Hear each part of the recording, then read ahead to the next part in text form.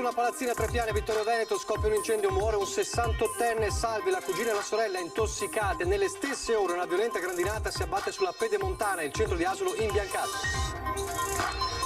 Condannato a 9 anni e 6 mesi Massimo Zè, la guardia giurata che nel 2017 a Barcol di Vedelago uccise un giostraio in fuga con 2 complici dopo una serie di colpi a sportelli bancomat. L'avvocato di Zè dice: siamo stupiti, ricorreremo. Questa sera coprifuoco alle 23, ma resta il rebus delle riaperture soprattutto in vista dell'ingresso del Veneto in zona bianca. Altro tema, i vaccini e turisti con Zaia che tira dritto. Effetto vaccini, solo 2 pazienti Covid nelle terapie intensive di tutta la Marca. Intanto il 26 maggio verranno recuperate le vaccinazioni con Moderna annullate per i ritardi delle forniture. Malore del conducente, autocisterna finisce nel giardino di un'abitazione, paura stamane a Ponte di Piave, il racconto dei proprietari dell'abitazione.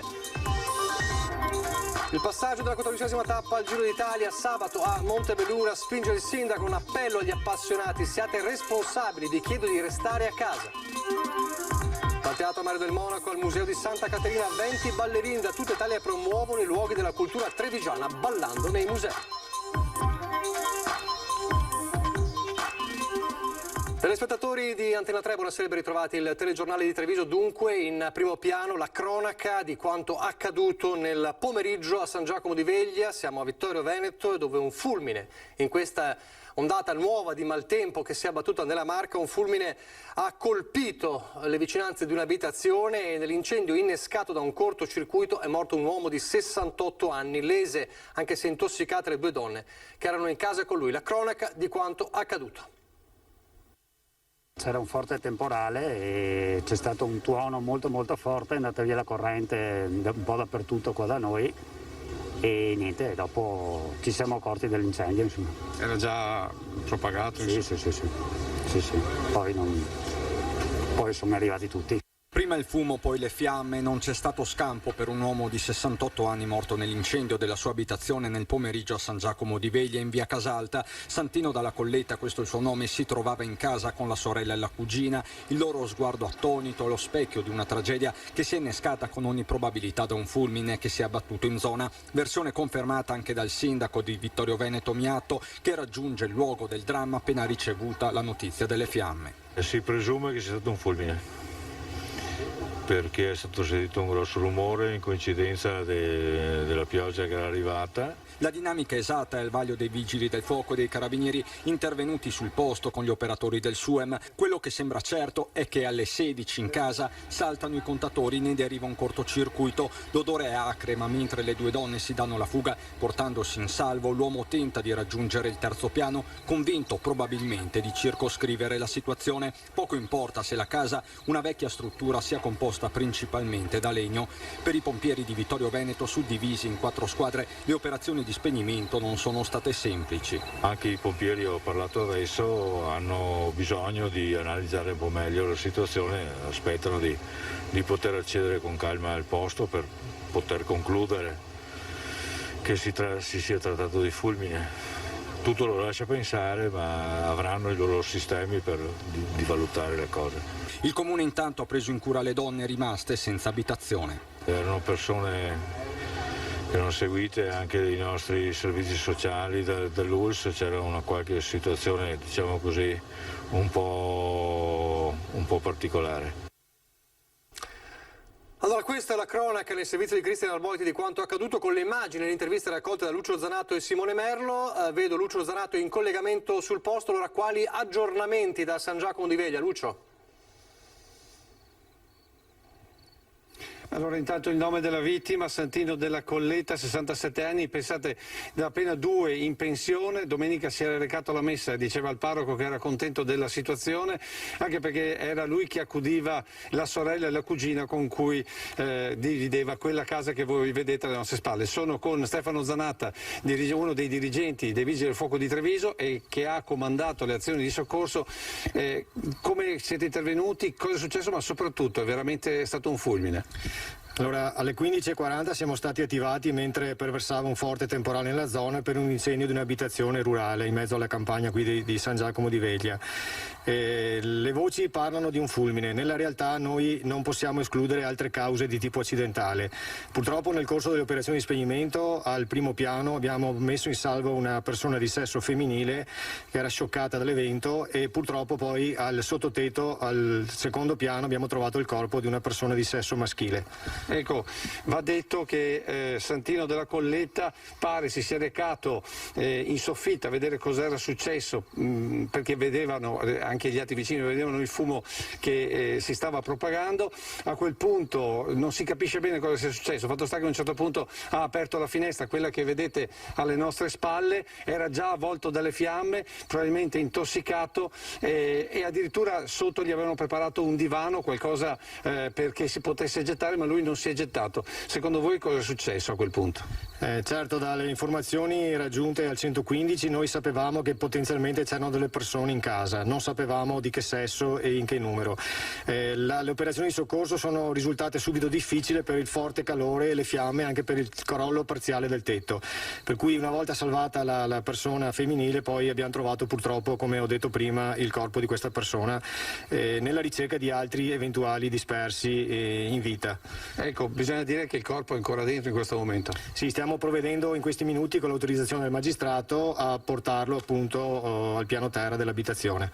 Situazione abbastanza difficile perché lì è tutto pericolante. Sì, la situazione è difficile perché per fortuna siamo riusciti anche a bloccare l'incendio nel tetto verso un'altra abitazione attigua, ci sono dei crolli, il solai in legno chiaramente intrisi di acqua e di materiali di detriti, situazione un po' pericolosa. Nei prossimi giorni verrà determinata l'esatta causa di tutta questa tragedia. Certamente, con la collaborazione di Carabinieri, in particolare con l'ufficio di polizia giudiziaria del comando, cercheremo di capire le cause vere dell'incendio. E se non ci sono domande da studio, io restituirei la linea con queste immagini. Grazie, allora grazie a Lucio Zanato. Ed è stata appunto un'ondata di maltempo, in questo caso un fulmine quanto pare che ha colpito l'abitazione, ma nelle stesse ore una nuova violentissima grandinata ha colpito ancora la Marca, in particolare la Pedemontana. Possiamo vedere le immagini che arrivano dalla pagina Facebook di Meteo Bassano e Pedemontana del Grappa, con strade davvero imbiancate, come abbiamo già visto in questi giorni in altre zone. Erano le colline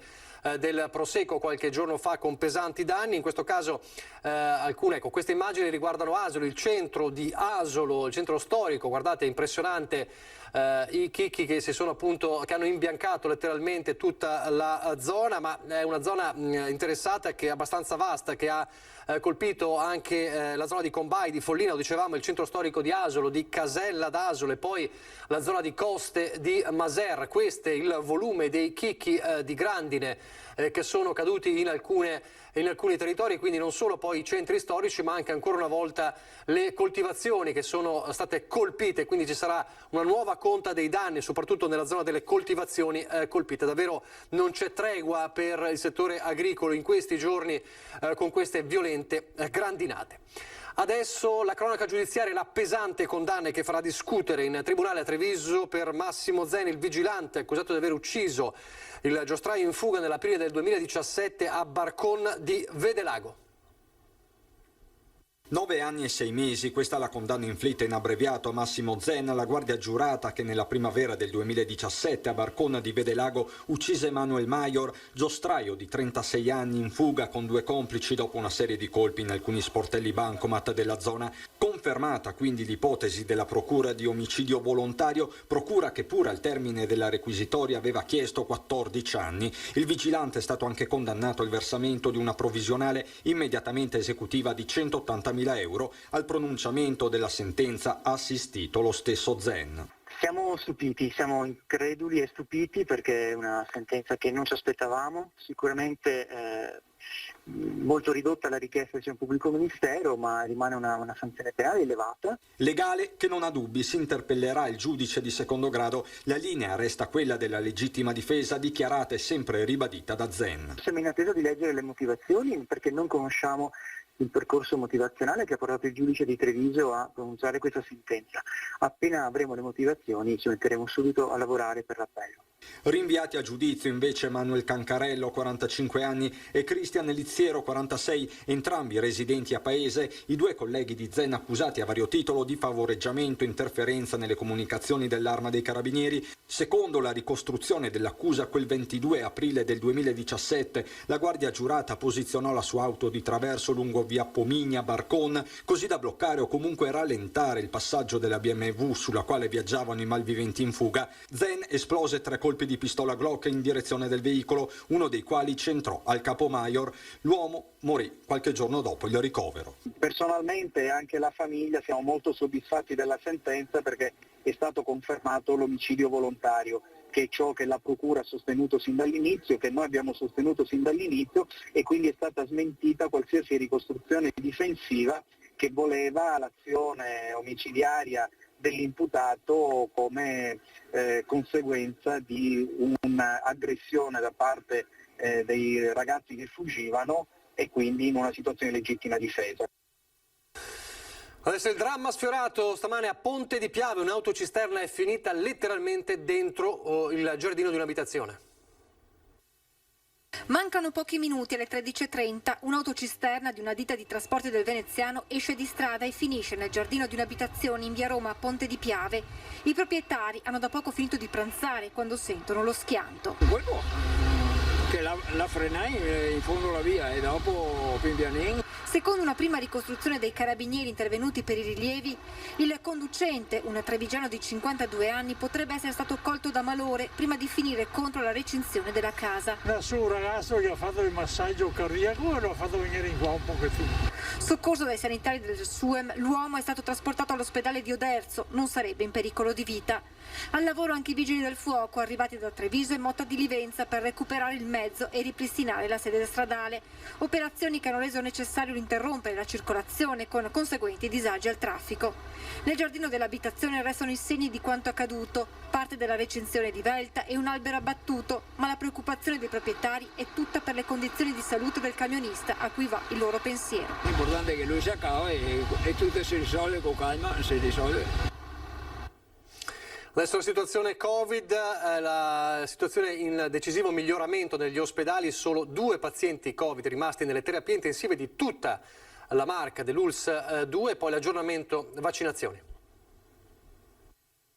Pazienti Covid ormai in terapia intensiva a Treviso abbiamo solo, in tutta l'ULSS 2, abbiamo solo 2 pazienti, quindi effettivamente l'effetto vaccinazioni si sente. In provincia di Treviso oltre il 90% degli ultraottantenni, oltre il 78% degli over 70 e più del 70% dei cittadini tra i 60 e i 69 anni ha ricevuto almeno una dose. Ancora bassa invece la percentuale relativa ai cinquantenni, appena il 33,5% si è sottoposto all'immunizzazione. A rallentare la campagna vaccinale in queste ore il mancato arrivo di 4.000 dosi di Moderna, con la conseguente cancellazione delle sedute vaccinali in programma oggi e domani. Disagi per alcuni cittadini che non hanno ricevuto l'SMS di disdetta o questo è arrivato in ritardo. Abbiamo dovuto mandare in fretta e furia 4.000 sms e qualcuno evidentemente è arrivato in ritardo perché purtroppo non dipende da noi ma dipende anche dal flusso delle informazioni che partono via telefono. Per questi cittadini la data del nuovo appuntamento è già stata fissata. Recupereremo il giorno 26 maggio tutti i numeri di Moderna. Questi cittadini si aspetteranno un sms, qualcuno credo sia già arrivato perché l'abbiamo fatto partire appena la regione ci ha confermato che arriverà Moderna. Regolari invece le forniture di Pfizer. Pfizer è arrivato oggi, questa mattina alle 10:30, 11, sono arrivate 32.760 dosi per cui riusciremo a fare tutte le persone che abbiamo prenotato. Sin da domani. Sin da domani. Altro chiarimento arriva per quei trevigiani che hanno ricevuto la prima dose in uno degli hub chiusi. La data e l'orario fissati in quella sede per il richiamo rimarranno validi. Arriverà un SMS di conferma, credo che partirà già oggi se non è già partito, e ovviamente per quanto riguarda le sedi di Villorba, l'ex Bocciodromo, e per quanto riguarda la sede di Lugugnano, sicuramente l'ex Maber è quella che riunisce questi due siti. E a proposito di richiami, i cittadini chiedono spiegazioni dopo la circolare della Regione sulle seconde dosi di Pfizer anticipate da 42 a 35 giorni. Chi ha già l'appuntamento fissato con le prime direttive del Ministero 42 giorni, mantiene i 42 giorni. Chi farà Pfizer da oggi in poi chiaramente avrà i 35 giorni. Da stasera intanto il coprifuoco alle 23, resta però il rebus già sollevato ieri nei nostri servizi delle riaperture, soprattutto in vista dell'ingresso del Veneto in zona bianca. Ci sono ulteriori approfondimenti, altra questione è quella dei vaccini ai turisti, con Zaia che tira dritto su questo tema. Ha senso oggi parlare di un coprifuoco? Allora io dico che se avesse senso non lo portavi dalle 10 alle 11, no? Lo portavi alle 6 di sera, alle 4 del pomeriggio. Chiudevi tutti in casa? Una questione logica prima ancora che sanitaria, così Zaia giudica le nuove disposizioni sul coprifuoco che da stasera slitta alle 23 trascinando con sé l'orario di chiusura dei locali pubblici. È confermato che si trascina l'orario, quindi 23 coprifuoco fino alle 23 l'esercizio. Ma il tema di queste ore riguarda più in generale le nuove regole in zona bianca per il Veneto dal 7 giugno, se il quadro epidemico sarà confermato. Non è ancora chiaro se il cambio di fascia farà decadere o no tutte le restrizioni, anticipando le aperture fissate dall'ultimo decreto del governo al 15 giugno, è il caso dei matrimoni e dei parchi tematici, o al 1 luglio come le piscine al chiuso. Su questo è in corso un approfondimento. Vi portiamo una interpretazione autentica domani, in modo tale che siamo più tranquilli.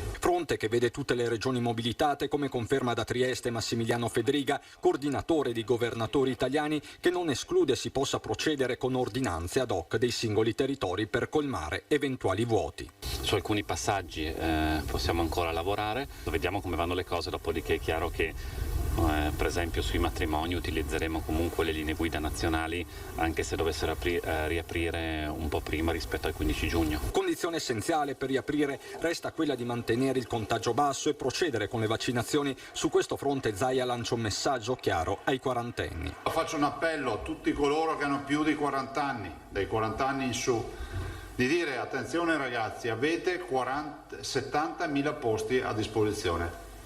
Se io per qualche giorno ancora è giusto, li vediamo liberi, apriamo tutti. Tra questi per Zaia dovranno trovare spazio anche i turisti che sceglieranno il Veneto come meta di vacanza, tema che sta creando alcune tensioni con il commissario Figliuolo, che nelle scorse ore aveva invitato i governatori che stanno aprendo a questa ipotesi a concentrarsi sui residenti. Ma per Zaia non c'è incompatibilità, primo perché la campagna vaccinale sulle categorie a rischio in Veneto procede, secondo perché il turismo regionale va sostenuto. Il Veneto dichiara 2 punti.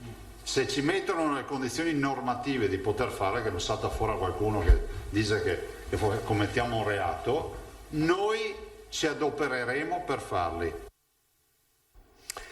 Allora, da stasera il coprifuoco alle 23, vediamo come si stanno preparando alcuni gestori a Treviso.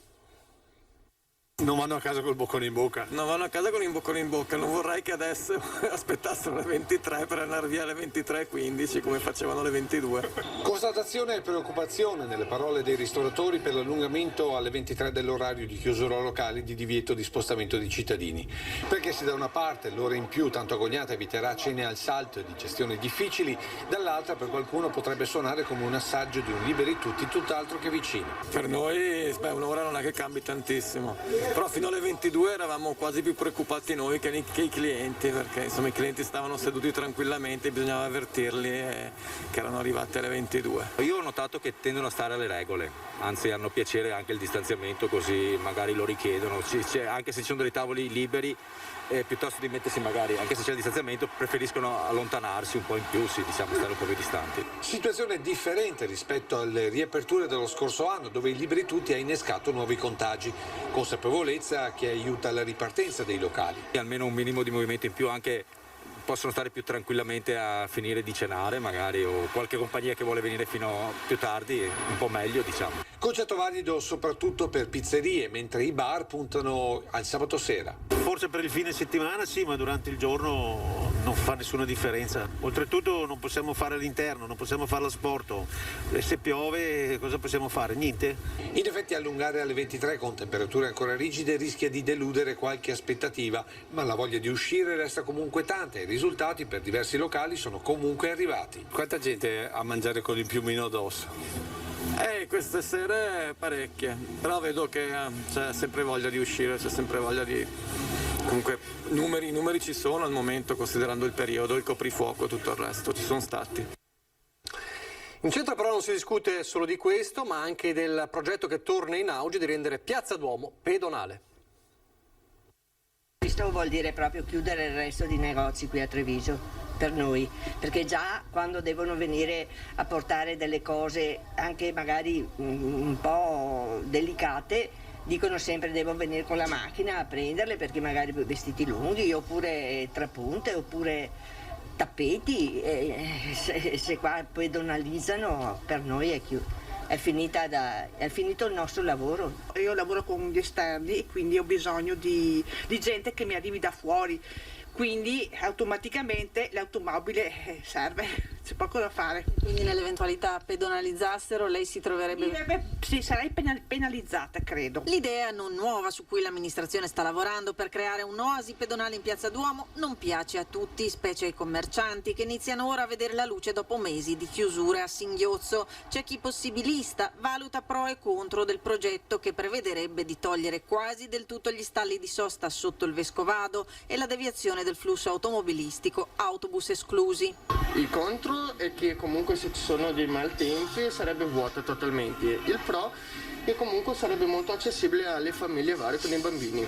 Per fortuna in questa zona comunque abbiamo parecchi parcheggi. Credo che chi vuole accedere al centro parcheggi leggermente fuori dalla Piazza Duomo. Tra i cittadini prevale la voglia di vivere la città auto free, nonostante il tema parcheggi resti il fronte caldo di discussione. Favorevole perché il centro storico merita di essere rispettato diversamente. Vediamo che le macchine invadono dappertutto, penso che le città pedonali siano una cosa buona. Dove lasciano la macchina? Non ci sono manco parcheggi. Il dibattito resta aperto. Pubblicità.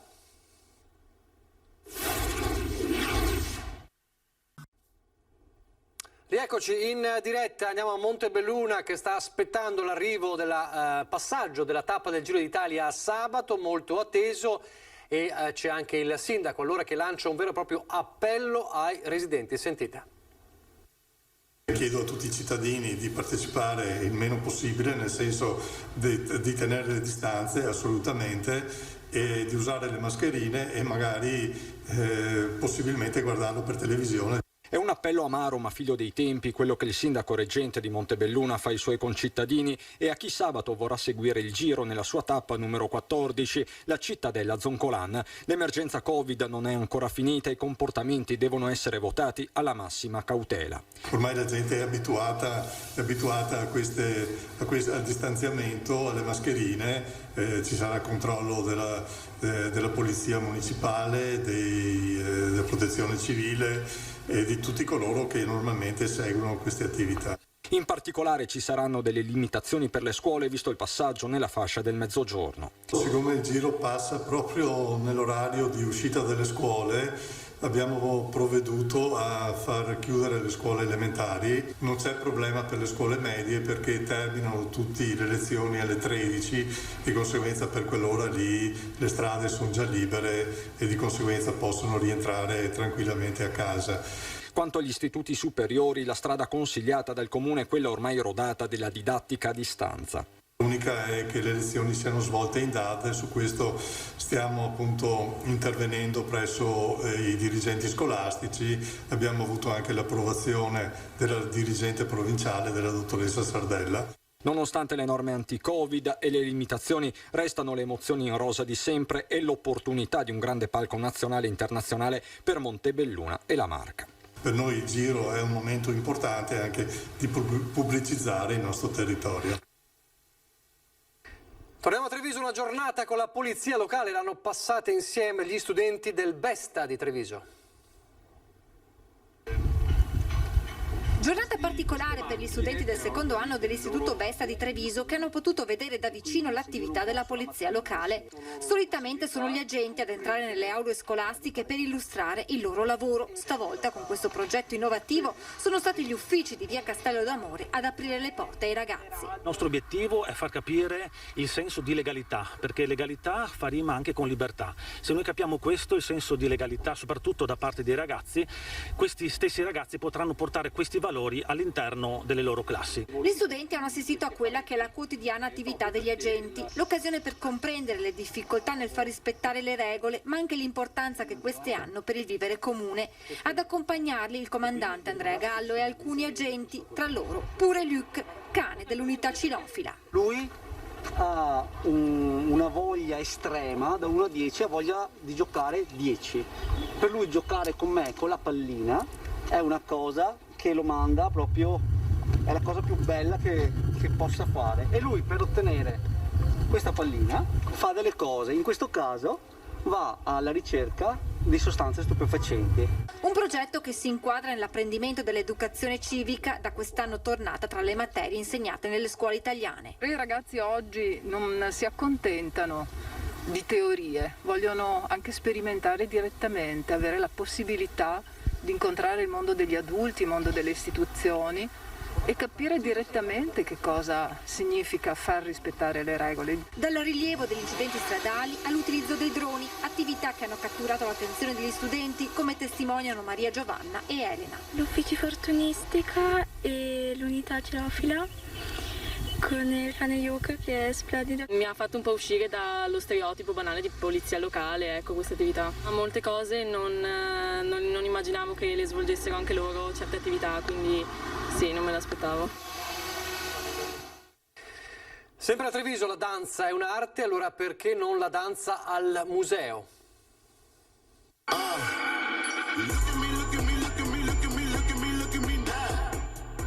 Bellezza, grazia, passione che come opere d'arte vengono disvelate, scivolano via i veli metaforici che l'hanno tenuta coperta in questi mesi. Si chiama Genesis, l'origine di una nuova forma che coniuga musica, danza, scultura, con un videoprogetto dei Puppets Family volto a promuovere i poli espositivi e luoghi della cultura trevigiana. Linguaggi della musica del ballo, stili, musiche, coreografie apparentemente distanti che forniscono uno sguardo nuovo sulle location espositive. Il video uscirà il 21 maggio sul canale YouTube Puppets Official e sulle pagine social del comune e i ballerini saranno ospiti nelle piazze trevigiane. Un video che invito tutti a guardare emozionante, fa venire la pelle d'oca, ma soprattutto serve di esempio perché grazie a questa strategia sono sempre di più anche le progettualità che arrivano dai ragazzi, quindi da persone giovani e credo che sia molto importante portare i ragazzi al museo perché il futuro della cultura è nelle loro mani. L'approccio è quello di un viaggio astratto, nato dall'ispirazione offerta dai musei Bailo di Santa Caterina, dal Teatro Mario del Monaco a Palazzo dei 300, protagonisti una ventina di giovani tra gli 11 e i 29 anni. L'idea nasce fondamentalmente volendo includere e far conoscere ai giovani quelli che sono i luoghi storici della cultura trevigiana e per questo video in particolare abbiamo reclutato persone, ragazzi giovani da tutta Italia e l'abbiamo fatto semplicemente attraverso i nostri canali social, quindi abbiamo aperto a chiunque volesse partecipare, poi abbiamo fatto delle selezioni e sono passati insomma i migliori, però vengono da tutta Italia. Adesso le notizie dal Bellunese. E torniamo a parlare del Giro d'Italia perché oggi è stata presentata ufficialmente quella che è definita la tappa regina. Dopo molti anni il Circo Rosa torna a Cortina che insieme a Verona e Cittadella ospiterà il grande appuntamento di interesse sovranazionale, la presentazione ufficiale della tappa del 24 maggio questa mattina in municipio. La tappa regina del Giro con 212 km di percorso, 5.700 metri di dislivello attraverso il Fedaia, il Bordoi, il Giao. È certamente una tappa che sarà entusiasmante sotto il profilo sportivo, ma sicuramente una grande cartolina di grande visibilità. I numeri sono formidabili, nel 2020 più di 10 milioni di spettatori coinvolti, 806 milioni di audience globale, copertura garantita su 5 continenti, 185 paesi collegati, 119 milioni di visualizzazioni sulle pagine web. Una vetrina indiscussa per Cortina, che dopo i mondiali di sci continua ad essere protagonista nello sport e nella cultura. 212 i chilometri della tappa Sacile-Cortina, con oltre 5.700 metri di dislivello. Il Giro d'Italia si decide sulle nostre montagne, sulle nostre Dolomiti, e quindi si deciderà anche quest'anno attraverso questa tappa, che è anche un'occasione di grande promozione del nostro territorio.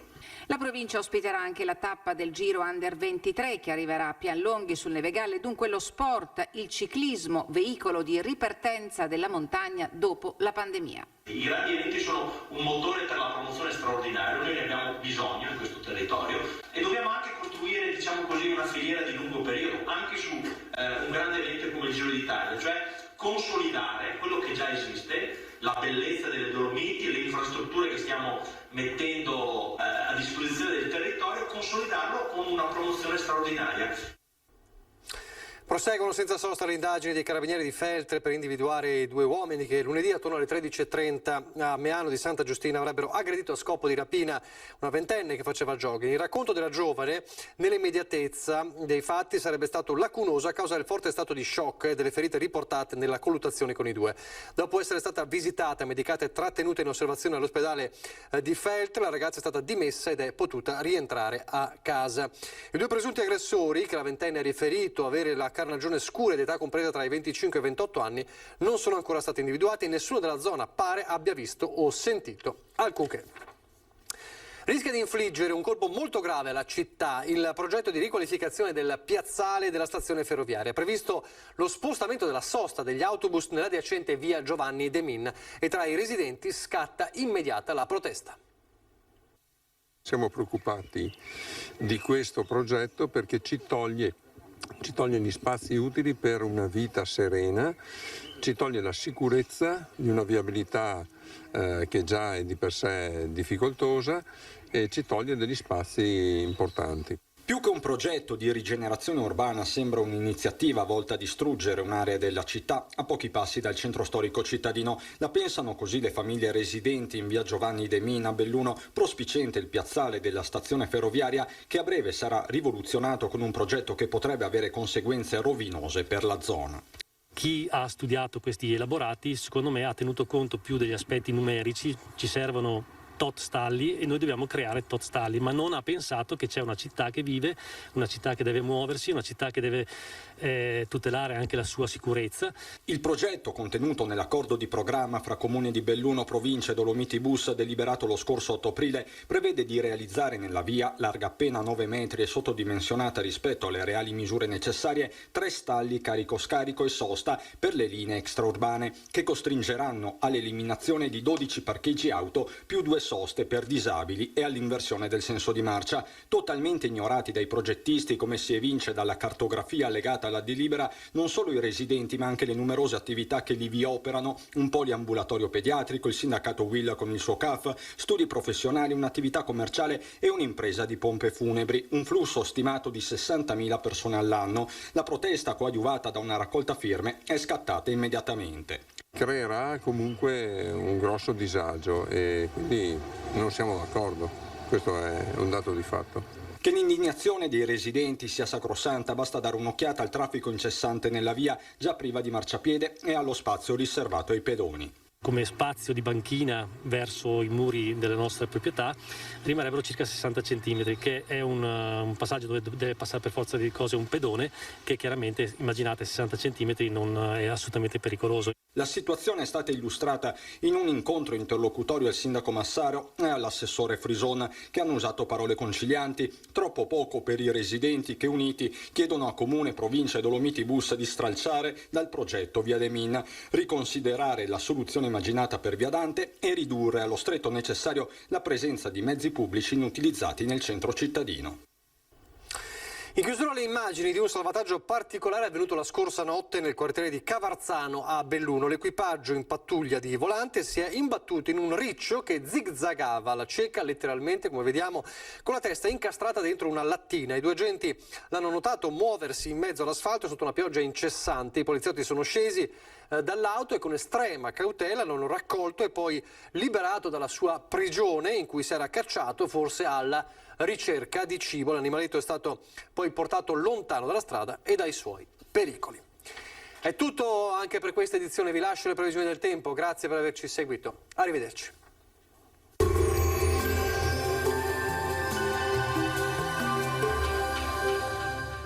Cooperativa Agricola Volpago. Da noi trovi la carne fresca di prima qualità, genuina e salutare per il tuo benessere. Ci trovi a Volpago del Montello, Pieve del Grappa e Trebaseleghe.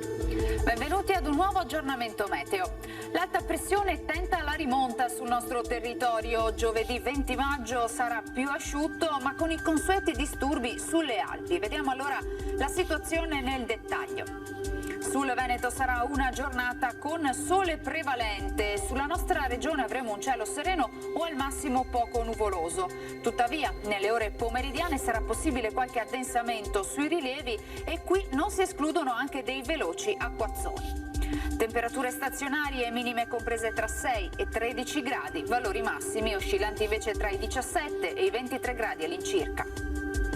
Ci spostiamo ora sul Friuli Venezia Giulia, anche qui ampio soleggiamento, quantomeno inizialmente, a seguire locali temporali sui monti. Temperature minime tra 6 e 11 gradi, massime sui 19-21 gradi. Infine, poche novità sul Trentino Alto Adige, soleggiato ovunque, solo con qualche occasionale annuvolamento. Temperature minime intorno ai 5-7 gradi, massime infine sui 22 gradi. Dal meteo di Antena 3 per ora è tutto, grazie per l'attenzione e arrivederci.